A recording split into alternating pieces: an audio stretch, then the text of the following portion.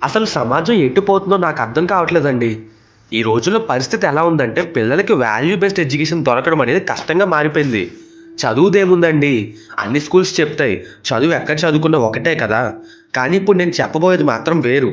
మీరు ఏ స్కూల్‌లోనైనా టీచర్స్‌కి స్టూడెంట్స్ నమస్తే చెప్పడం అనేది చూసారా? చదువుతో పాటు ఆటపాటలో కూడా పిల్లలు రాణించాలి. దేశానికి, కన్న తల్లిదండ్రులకి పేరు తీసుకురావాలి అని ఎవరైనా ఆలోచిస్తారా? సెకండ్ క్లాస్ పిల్లోడు.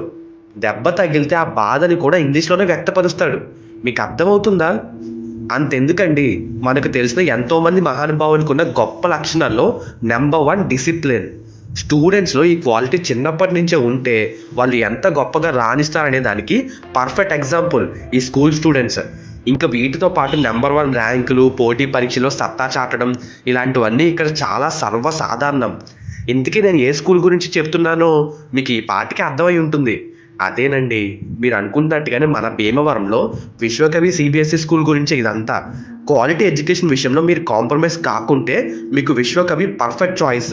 రీసెంట్‌గానే అడ్మిషన్స్ ఓపెన్ చేశారు. పిల్లల భవిష్యత్తు గురించి ఆలోచించి మంచి నిర్ణయంతో ముందుకు రండి, సరేనా?